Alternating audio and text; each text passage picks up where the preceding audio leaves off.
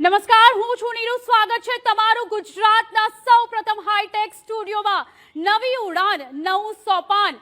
TV9 Gujarati એક નવા સોપાન પર પહોંચી ગયું છે. આજે એક નવી ઉડાન ભરી રહ્યું છે. સીએમ ભૂપેન્દ્ર પટેલના હસ્તે આજે અમારા નવા હાઈટેક સ્ટુડિયોનું લોકાર્પણ થયું છે. ખાસ કરીને હું આપને જણાવી દઉં કે પ્રેઝન્ટેશન અને કોન્ટેન્ટનું એક યુનિક કોમ્બિનેશન આજે TV9 એક આગવા અંદાજમાં તમારા સમક્ષ લઈને આવ્યું છે. ગુજરાતી ન્યૂઝ ચેનલમાં તમારી સૌપ્રથમ પસંદગી જે અગ્રેસર છે અને એક અગ્રણી ન્યૂઝ ચેનલ છે, એક નવા અંદાજમાં તમારા સમક્ષ આવી ગયું છે. આજે દિવસભર અમારી સાથે અલગ અલગ મંત્રીઓ અને મોટી હસ્તી જે છે તે અમારા સાથે અમારા નવા હાઈટેક સ્ટુડિયોમાં જોડાતા રહેશે. ટેકનોલોજી અને કોન્ટેન્ટનું એવું પ્રેઝન્ટેશન, એનું એક યુનિક કોમ્બિનેશન આજે અમે તમારા સમક્ષ રજૂ કરી રહ્યા છીએ. હું આપને જણાવી દઉં, હાલ મારી સાથે સ્ટુડિયોમાં હાજર છે એક ખૂબ જ મોટી હસ્તી, વિધાનસભાના સ્પીકર શંકર ચૌધરી. ખૂબ ખૂબ સ્વાગત છે તમારું અમારા સ્ટુડિયોમાં. નવા હાઈટેક સ્ટુડિયોમાં તમારું સ્વાગત છે અને સાથે છે મારા સહયોગી કિંજલ. તો આપણે શંકર ચૌધરી સાથે વાત કરીશું, પણ સૌપ્રથમ આપણે એક રિપોર્ટ પર નજર કરીએ. સહકારી ક્ષેત્રના સર્વારે કદ્દાવર નેતા શંકર ચૌધરીની કારકિર્દીએ ખરા અર્થમાં ભરી છે નવી ઉડાન. પક્ષના સામાન્ય કાર્યકરથી શરૂ કરીને વિધાનસભા સ્પીકર પદ સુધી પહોંચવાની સફરમાં શંકર ચૌધરીએ સર કર્યા છે અનેક સોપાન. ઉત્તર ગુજરાતના દિગ્ગજ સહકારી આગેવાનોમાં જેની ગણના થાય છે તેવા શંકર ચૌધરી કુશળ રાજનેતા છે. ચૌધરી સમાજના અગ્રણી અને ગુજરાતની ભાજપ સરકારમાં પ્રધાન પદ શોભાવનાર શંકર ચૌધરીની હવે ભૂમિકા કંઈક અલગ છે. હવે તેઓ બન્યા છે લોકશાહીના પ્રહરી, કેમ કે હવે શંકર ચૌધરી છે ગુજરાત વિધાનસભાના અધ્યક્ષ. શંકર ચૌધરી ઉત્તર ગુજરાતનો સૌથી મોટો ઓબીસી ચહેરો છે અને આંજણા ચૌધરી સમાજના કદ્દાવર નેતા. અંદાજે 11 લાખથી વધુની વસ્તી ધરાવતા આંજણા ચૌધરી સમાજ પર તેઓ ભારે પ્રભુત્વ ધરાવે છે. એશિયાની સૌથી મોટી ડેરીઓમાં જેની ગણના થાય છે તેવી બનાસ ડેરી અને શંકર ચૌધરી જાણે કે એકબીજાના પર્યાય છે. છેલ્લા 7 વર્ષથી બનાસ ડેરીના ચેરમેન તરીકે જવાબદારી સંભાળતા શંકર ચૌધરીની આગેવાનીમાં ડેરીએ વિકાસની હરણફાળ ભરી અવનવા કીર્તિમાન કર્યા છે સ્થાપિત. પશુપાલકોના હિતને સર્વોપરી ગણતા ડેરીના સર્વે સર્વા શંકર ચૌધરીનું સપનું છે બનાસ ડેરીને વિશ્વની સૌથી મોટી ડેરી બનાવી. Bureau report, TV9. તો શંકર ચૌધરી અત્યારે આપણા TV9 ગુજરાતીના હાઈટેક સ્ટુડિયોમાં હાજર છે. આપણી સાથે ખાસ વાતચીત કરવા માટે મારા સહયોગી કિંજલને હવે હું કહીશ કે અહીંથી શું આગળ કરે. Over to you Kinjal. ખૂબ ખૂબ સ્વાગત છે અમારા નવા સ્ટુડિયોમાં. આપણે સતત વાતચીત તો હંમેશા કરતા રહેતા હોઈએ છીએ, મળતા હોઈએ છીએ, પણ જે અમારું સ્લોગન છે આજે, નવી ઉડાન નવું સોપાન, શંકરભાઈએ આ કાયમ કર્યું છે. હંમેશા નવી ઉડાન નવા સોપાન સર કર્યા છે. જો આજે TV9ના મંચ ઉપરથી વાત કરવી હોય કે એવી કઈ ઉડાન હતી કે જે ભરવી શંકરભાઈ માટે ખૂબ જ અશક્ય હતી, હિંમત કરી અને આગળ વધ્યા. પહેલાં તો TV9ને હું અભિનંદન આપીશ. એમનું આખું લુક બદલાઈ ગયું છે અને હવે પછી ટીવીને આ પ્રમાણેનું હાઈટેક જોશે તો લોકોને પણ જોવામાં ખૂબ મજા આવશે. જી, TV9 પરિવારને હું હૃદયથી ખૂબ ખૂબ શુભકામનાઓ પાઠવું. ખૂબ ધન્યવાદ શંકરભાઈ.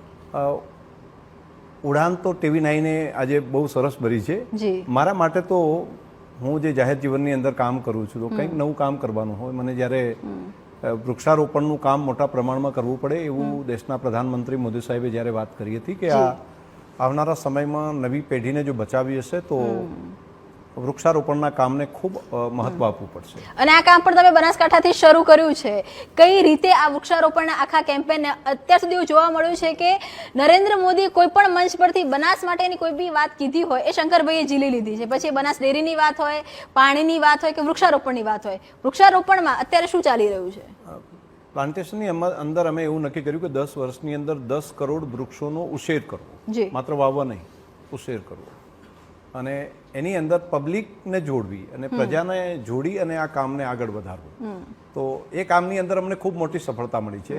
એને અલગ અલગ એંગલથી અમે લીધું છે. કેટલાકમાં સીડ બોલ બનાવવાનું કામ પબ્લિકને સાથે રાખ્યું, એટલે માટી છાણનો ગોળો બનાવે ઉનાળાની સિઝનમાં, જ્યારે ડ્રાય સિઝન હોય, બધા ફ્રી હોય ત્યારે, અને એની અંદર અમે સીડ્સ આપીએ. એ સીડ્સને લઈને જે પર્વતાળ એરિયા છે તેની અંદર પણ જઈને આ સીડ્સને બિયારણ ત્યાં પહોંચાડવું, તો એના કારણે પણ બહુ મોટા પ્રમાણમાં વનરાજી ઊભી થઈ છે.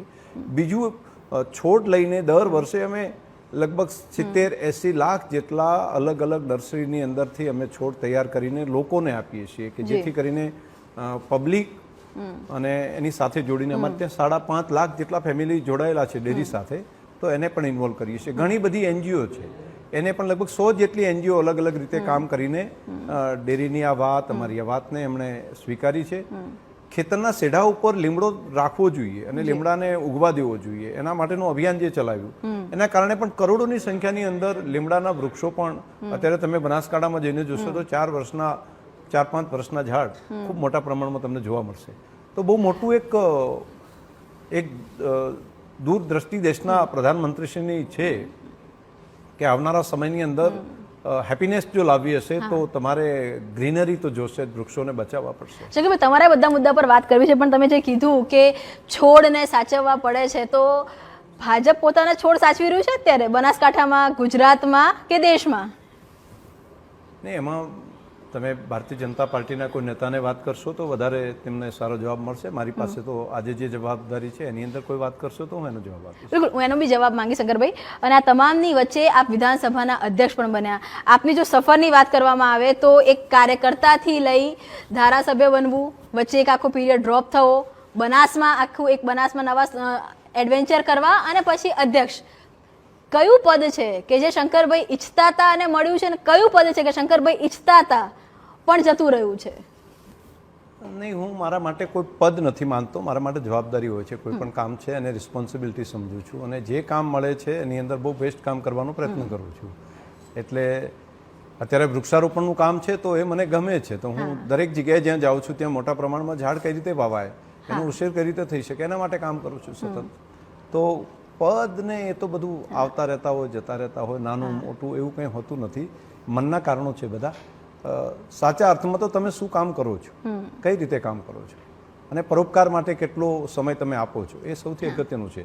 શંકરભાઈ, સામાન્ય રીતે તેવું હોય છે કે વિધાનસભા અધ્યક્ષના જે પાવર હોય છે, આમ યુનોનિમસ હોય છે પાવર, પરંતુ વિધાનસભા સુધી ક્યારેક સીમિત હોય છે. પરંતુ આ વખતે એવું જોવા મળતું હતું કે SS1ની અંદર જેટલી ભીડ હતી એટલી જ ભીડ વિધાનસભા અધ્યક્ષની ત્યાં પણ હતી. તો આ જે લોકો આવતા હતા એ કઈ માંગણી લઈને આવતા હતા, કયા મુદ્દાઓ રહેતા હતા શંકરભાઈ પાસે? નહીં, વિધાનસભાનું સત્ર ચાલતું હોય એટલે સ્વાભાવિક રીતે વિધાનસભાની અંદર બધા લોકો આવતા હોય. ઘણા વર્ષોથી પ્રજાજીવનમાં કામ કરું છું, અલગ અલગ જગ્યાએ સંગઠનાત્મક કામ કર્યું, તો બધા પરિચિત કાર્યકર્તાઓ પણ હોય, તો એમને પણ લાગતું હોય કે મળી શકાય. અને હવે એવું છે કે વિધાનસભાના સ્પીકર બન્યા પછી બાકી બધી પહેલા એક જ પાર્ટીના કાર્યકર્તાઓ બધા આવતા હોય કે જ્યાં આપણે કામ કર્યું, હવે બધા આવતા હોય છે, એટલે થોડી સંખ્યાનો વધારો તમને દેખાય. બાકી પ્રશ્નો કરતા મળવાવાળા ઘણા બધા હોય છે. ના, તો આ મળે છે એમાં કોઈ રજૂઆત હોય છે, કોઈ ફરિયાદ હોય છે? કેમ કે વિપક્ષ પણ મળવા લાગ્યું છે. વિપક્ષની પણ પહેલાં એક ફરિયાદ હતી કે વિધાનસભા બેલેન્સ નથી થતી. જે અધ્યક્ષ હોય છે એ સ્વાભાવિક રીતે રૂલિંગ પાર્ટીને જ વધારે મહત્વ આપતા હોય છે. આ વખતે શું બદલાવ કરવાનો જે પ્રયાસ છે તે કર્યો, એક છાપ બદલવાનો પ્રયાસ કર્યો? વિધાનસભાની અંદર વિધાનસભાની જે અધ્યક્ષની ચેર છે એ ત્યાં આગળ એક તટસ્થ જગ્યા છે. ત્યાં બેસીને દરેકને ન્યાય મળે, અને કેન્દ્ર સ્થાને ગુજરાતની પ્રજા હોય, પ્રજાનું ધ્યાન રાખીને ત્યાં આગળ એના આનુષંગિક ત્યાં આગળ કાયદા બનતા હોય, એને આનુષંગિક ત્યાં આગળ નિર્ણયો થતા હોય. તો બેલેન્સ રાખીએ તો મને લાગે છે કે બધાનું કામ થાય, અને દરેકને બોલવાનો અધિકાર છે દરેકને. પરંતુ સંવિધાનની મર્યાદામાં, નિયમની મર્યાદામાં રહીને પોતે કોઈ પણ વાત મૂકી શકે, એની સ્વતંત્રતા અને મોકળાશ બરાબરની આપી. પરંતુ કોઈ નિયમ તોડવાની બાબત કરી હોય તો ત્યાં થોડું કઠોરતાપૂર્વક એમને ટકોર પણ કરી, અને બધાએ માન્યું. એનો મને સંતોષ છે. તો આપ માનો છો કે વિધાનસભાના સત્રમાં આપ બેલેન્સ કરી શક્યા? હું મારું સર્ટિફિકેટ ના આપી શકું, પ્રજાએ અને ધારાસભ્યોએ જ આપવાનું હોય, અને મને સંતોષ છે. શંકરભાઈ, હવે ફરી એક વખત સત્ર આવવાનું છે. તારીખ જો કે હજુ નક્કી સત્તાવાર રીતે નથી થઈ, પરંતુ અમને ખ્યાલ છે કે જો આગામી મહિનામાં એક સત્ર આવવાનું છે, અને એની પહેલા વિધાનસભા પર આ વખતે ખૂબ કામ થઈ રહ્યું છે. કઈ રીતે વિધાનસભા પર કામ થઈ રહ્યું છે? એક દેશના પ્રધાનમંત્રી શ્રી મોદી સાહેબે વન નેશન વન એપ્લિકેશન એ એક સ્લોગન આપ્યું અને એના આધાર ઉપર આખા દેશની બધી એસેમ્બલીઓને જોડી શકાય. તો ટેકનોલોજીનો ઉપયોગ એ એમાં સૌથી અગત્યનો હતો. અમે એ જ ઉદ્દેશને આગળ વધારવા માટે આખી વિધાનસભાને પેપરલેસ બનાવવાનો નિર્ણય કર્યો અને તેનું પરિણામ ખૂબ સારું મળ્યું છે. અત્યારે હાલ સતત છેલ્લા 6 મહિના કન્ટિન્યુઅસ કામ ચાલી રહ્યું છે અને નજીકના દિવસની અંદર મોટાભાગનું કામ એટલે ધારાસભ્યને પોતાને પ્રશ્ન વિધાનસભામાં કે સરકારમાં પૂછવું હોય તો પણ પોતાના ત્યાંથી પોતાના મત વિસ્તારની ઓફિસમાંથી બેસીને તારાંકિત અતારાંકિત 2 પ્રશ્ન પણ પૂછી શકશે ઓનલાઈન. એટલે અહીંયા લાવીને કાગળ લખવા અહીંયા આવવું એ જરૂરી નહીં હોય.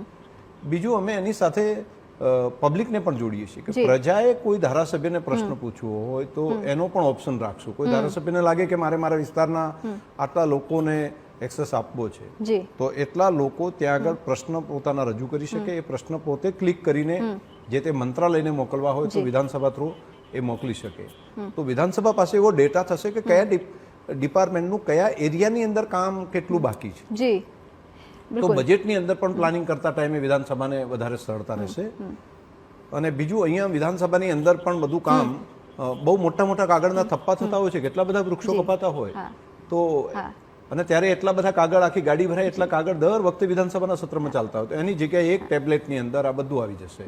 શંકરભાઈ, વિધાનસભા પર મારે વાત કરવી છે પરંતુ એની પહેલા સહકારી ક્ષેત્રમાં પણ આપે ખૂબ કામ કર્યું છે અને એ જે કામગીરી થઈ છે એ TV9 પણ આજે બતાવશે. મારા સહયોગી નીરુ બતાવશે કે સહકારી ક્ષેત્રમાં કેવી કામગીરી કરી છે આપણા જે આજના જે ટેકનોલોજી વાળો સ્ટુડિયો છે એના મારફતે. જી બિલકુલ કિંજલ, આપણા હાઈટેક સ્ટુડિયોમાં શંકર ચૌધરીનો સહકારી ક્ષેત્ર કેવો દબદબો રહ્યો છે તે વિશે આપણે વાત કરીશું. સહકારી ક્ષેત્રમાં દબદબો કેવો રહ્યો છે એના પર ગ્રાફિકલ પ્રેઝન્ટેશનના માધ્યમે એક નજર કરીએ તો એશિયાની સૌથી મોટી ડેરી પૈકીનો બનાસ ડેરીના સર્વે સર્વા છે શંકર ચૌધરી. છેલ્લા 7 વર્ષથી બનાસ ડેરીના ચેરમેન તરીકે કાર્યરત. વર્ષ 2015માં પરથી ઘોટાળાના 22 વર્ષના એક ચક્રી શાસનનો આણ્યો અંત. બનાસ ડેરીમાં ચેરમેન સહિત 16 ડિરેક્ટરો, 4 લાખ સભાપદો ધરાવે છે બનાસ ડેરી. બનાસ ડેરીનું વાર્ષિક ટર્નઓવર 15,000 કરોડનું છે. શંકર ચૌધરીના આગેવાનીમાં બનાસ ડેરીએ ભરી વિકાસની હરફાળ. ગુજરાત સહિત 8 રાજ્યોમાં બનાસ ડેરીનો કાર્ય વિસ્તાર. PM મોદીના સંસદીય વિસ્તાર વારાણસીમાં બનાસ ડેરીનો અદ્યતન પ્લાન્ટ.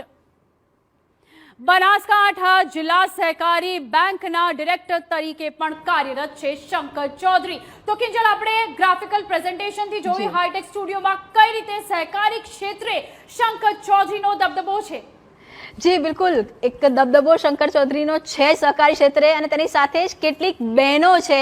શંકરભાઈ, આપની માટે સરપ્રાઈઝ કેટલીક બહેનોને અમે આજે બનાસ ડેરીમાંથી સીધા જોડીશું જે સીધા આપને જોઈ પણ શકશે અને વાતચીત પણ કરી શકશે. બતાવીએ કેવી રીતે બહેનો જોડાઈ છે હાઈટેક ટેકનોલોજીનો ઉપયોગ કરીને, હાઈટેક સાધનોના ઉપયોગથી.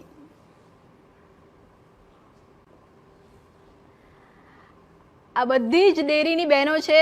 નીરુબેન, એ આપણે કહીએ કે આ શંકરભાઈને ખૂબ જ હંમેશા માનતા હોય છે કેમ કે આ તમામ બહેનો એ છે કે જે એમનો જે વિકાસ છે ને કરોડોનું ટર્નઓવર છે. ભલે આ પ્રકારના દેખાય છે સાદા કપડામાં પણ આ બધા કરોડપતિઓ છે. બિલકુલ બિલકુલ, આપણા સહયોગી અતુલ જોડાઈ ગયા છે આપણી સાથે. અતુલ પાસે જઈશું. અત્યારે આપણી સાથે સ્ટુડિયોમાં શંકર ચૌધરી પોતે હાજર છે. આપણા નવા હાઈટેક સ્ટુડિયોમાં હાજર છે. આપણે જોઈ રહ્યા છીએ સવારે CM ભૂપેન્દ્ર પટેલના હસ્તે લોકાર્પણ થયું છે. અતુલભાઈ સાથે અત્યારે તમામ મહિલાઓ પણ છે. Atul, over to you.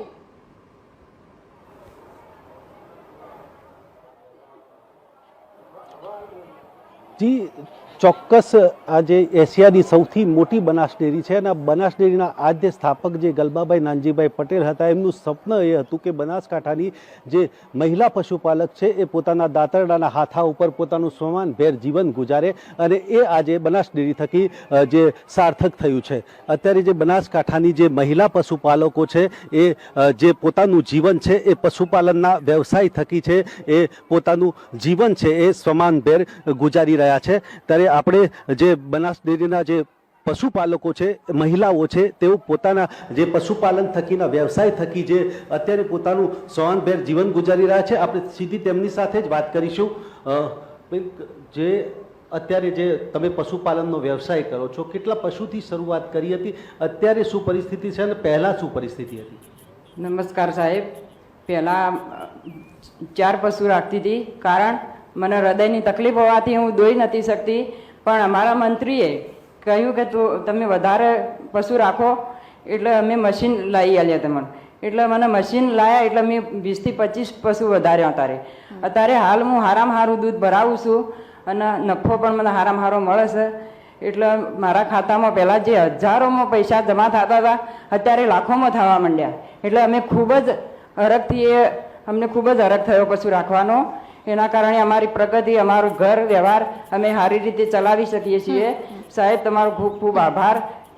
બીજા પણ એક મહિલા છે જેઓ વિધવા છે, તેમનો કોઈ આશરો નહોતો, એ પણ પશુપાલન થકી પોતાનું જીવન ગુજારી રહ્યા છે, શું કહેવું? હું એક વિધવા બહેન છું. રૂપપુરા દૂધ મંડળીમાં દૂધ ભરાવું છું. મારા પતિ 16 વર્ષ પહેલાં ગુજરી ગયેલ છે. છતાં હું મારે ફક્ત 2 દીકરીઓ છે. છતાં હું પશુપાલનનો ધંધો કરી અને મારું ઘર ગુજરાન ચલાવી શકું છું. વિધવા સહાય શિક્ષા યોજના મારી બંને ભણતી 2 દીકરીઓને 8,000 રૂપિયા અંકે મળેલી છે. અને એમાં મેં સાંભળ્યું છે કે હજી તેમાં વધારો સાહેબે કર્યા છે. નમ્ર વિનંતી. જે પશુપાલક મહિલાઓ છે તેમાં શિક્ષિત મહિલાઓ પણ છે અને પશુપાલનના વ્યવસાય થકી આજે શું બદલાવ આવ્યો છે, કહો. નમસ્કાર, હું રૂપપુરા ગામમાંથી નાઈ વંદનાબેન નસીમબેન વાત કરી રહી છું. પહેલાં હું નોકરી કરતી હતી, એટલે મારો પગાર મારા ખાતામાં જમા થતો હતો. પછી મેં નોકરી છોડી અને પશુપાલનનો વ્યવસાય શરૂ કર્યો. એટલે જે મારો ડેરીનો જે પગાર હતો એ મારા પતિના ખાતામાં જમા થતો હતો. એટલે અમે મહિલાઓ કોઈ વહીવટ કરી શકતી નથી. પરંતુ આપણા ડેરીના ચેરમેન સાહેબે મહિલા સશક્તિકરણની ઝુંબેશ ઉપાડી અને એનાથી એમને એવું નક્કી કર્યું કે મહિલાઓના ખાતામાં જો પગાર જમા થાય તો એમ કે સારું. એટલે હવે અમારો જે બેંકમાં અમે ખાતું ખોલાવ્યું ને અમારો ડેરીનો પગાર અમારે ખાતામાં જમા થાય છે. એથી અમે બધી મહિલાઓ ખૂબ જ ખુશ છીએ. અને અમે ફક્ત ઘરનું કામ અને ખેતરનું કામ જ નથી કરતી, અમારી મંડળીના જે કર્મચારી તરીકેની અમને ભાગીદારી મળી છે, એ બદલ અમે એમનો ખૂબ ખૂબ આભાર માનીએ છીએ. આજે મહિલા પશુપાલકો છે તેમને બનાસ ડેરી થકી અનેક સહાયો પણ મળે છે અને સહાય થકી પણ પોતાનું જીવન ધોરણ ઊંચું લાવ્યા છે, શું કહેવું છે? હું વિમળાબેન ચૌધરી રૂપપુરાથી બોલી રહી છું. સાહેબ નમસ્કાર. અમે અમારા પશુઓ માટે જે વિઝિટ બોલાવીએ છીએ એ બિલકુલ. તો જે રીતે શંકરભાઈ અમે જોયું કે બનાસની જેટલી પણ બહેનો છે, કઈ રીતે તેમનો એક આખું જીવન બદલાયું, આ આખી વાત દર વખતે અમે જોઈએ છે. મારા 2 સવાલ છે શંકરભાઈ આપને.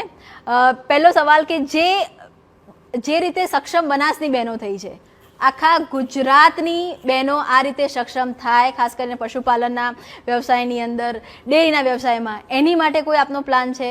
અને શંકર ચૌધરી એક નેતા તરીકે દર વખતે કોઈ નવા ચેલેન્જ લે છે, તો આગામી વર્ષોની અંદર કોઈ સંકલ્પ, કોઈ ચેલેન્જ લેવામાં આવ્યો છે? નહીં, આપે જે સ્ક્રીન ઉપર જોયું તો આપને લાગતું હશે કે આ કામ બહુ સહેલું છે, પણ એવું નથી. એ ખૂબ મહેનતનું કામ છે. એ બહેનો ખૂબ પુરુષાર્થ કરે છે અને સવારે વહેલા 4-5 વાગે જાગે છે. પ્લેટફોર્મ બનાસ ડેરીએ જ આપ્યું છે. હા, ચોક્કસ પ્લેટફોર્મ એમણે બનાસ ડેરીએ એના દૂધ, એના ભાવ, એને અનુકૂળ વાતાવરણ બનાવ્યું અને દેશમાં એક નવું મોડલ આપ્યું. પરંતુ સાચા અર્થમાં એ બહેનોની મહેનત છે, એનો પુરુષાર્થ છે. એટલે મહિલાઓની અંદર ઘણી બધી શક્તિ રહેલી છે અને શક્તિથી જ્યારે કામ કરે અને જો પ્લેટફોર્મ આપવામાં આવે તો એ ઉગી નીકળતું હોય છે. બનાસ ડેરીએ એક પ્લેટફોર્મ આપ્યું છે એને અનુકૂળ કામ કરવાનું અને લાખો બહેનો આ રીતે આત્મનિર્ભર બની રહી છે. પરંતુ એ તમે કામ જોશો ને તો બહુ અઘરું કામ છે. એ બિલકુલ એટલું સહેલું કામ નથી. માથે ભેંસને ધોતા ધોતા માથે પગ આવે ને જ્યારે ભેંસનો, અને ત્યારે ખબર પડે કે કેટલું અઘરું છે. એના છાણના પોડલા પણ ઉપાડવા પડતા હોય છે. આ બહુ મહેનત કરીને દરેક લોકો સુધી સવારે વહેલા જાગીએ ત્યારે એનું દૂધ પહોંચાડવાનું કામ અમારી બહેનોના આ પુરુષાર્થના કારણે થાય છે. બનાસ ડેરીની જે પ્રગતિ આપણને સિદ્ધિ દેખાય છે એમાં હું બહેનોનો અમૂલ્ય ફાળો ગણું છું કે એમના પુરુષાર્થનો અમૂલ્ય ફાળો છે. ખૂબ ખૂબ આભાર શંકરભાઈ. આજે આપ અમારે ત્યાં આવ્યા, આખા નવા સ્ટુડિયોમાં જોયો અને હાઈટેક ટેકનોલોજી સાથે બનાસની બહેનો પણ જોડાઈ. અપેક્ષા એટલી જ રાખીએ છીએ કે ન માત્ર બનાસ પરંતુ ગુજરાતની તમામ બહેનો તમામ જગ્યા પર સક્ષમ થાય અને ખાસ કરીને પશુપાલન અને સહકારી ક્ષેત્રમાં સૌથી વધુ સક્ષમ થાય. દેશના પ્રધાનમંત્રી મોદી સાહેબનો માત્ર ગુજરાત નહીં, ગુજરાતમાં તો ચોક્કસ ઘણું બધું સારું કામ ચાલી રહ્યું છે અહીંયા સહકારિતાનું, પરંતુ આખા દેશમાં પણ સહકારિતાનું કામના માધ્યમથી મહિલાઓ આત્મનિર્ભર બને એટલા માટે એક નવું મંત્રાલય પણ સહકારિતાનું અમિતભાઈ શાહ સાહેબના આગેવાનીમાં ત્યાં આગળ બનાવ્યું છે અને હવે અલગ અલગ રાજ્યોની અંદર પણ આ પ્રમાણે દૂધનો વ્યવસાય કોઓપરેટિવના માધ્યમથી કરવાનું કામ ચાલ્યું છે. મને લાગે છે કે હિન્દુસ્તાનનું ભવિષ્ય ખૂબ ઉજળું લાગે છે સહકારિતાના માધ્યમથી. ધન્યવાદ શંકરભાઈ અમારી સાથે જોડાવા માટે. Thank you. તો મલ્ટી ટેલેન્ટેડ પર્સનાલિટી શંકર ચૌધરીએ આજે આપણી સાથે જોડાઈને એક નવો જુસ્સો ભરી દીધો છે સૌ કોઈમાં. ખૂબ ખૂબ આભાર અમારી સાથે જોડાવા બદલ. કિંજલ, તમારો પણ આભાર. તો આપણે આજે જે નવી ઉડાન અને નવું સોપાન એની શરૂઆત કરી છે એ ખૂબ જ અગ્રેસર શરૂઆત થઈ છે અને ખાસ કરીને હું આપને ફરી એક વખત યાદ દેવડાવી દઉં કે ટેકનોલોજી અને કન્ટેન્ટનું એવું કોમ્બિનેશન છે જેનું આ યુનિક પ્રેઝન્ટેશન TV9 તમારી સમક્ષ લઈને આવ્યું છે એક નવા અંદાજમાં, એક અગ્રેસર અંદાજમાં. તો નવી ઉડાન, નવું સોપાન તમે જોતા રહો અને જોડાયેલા રહો TV9 સાથે.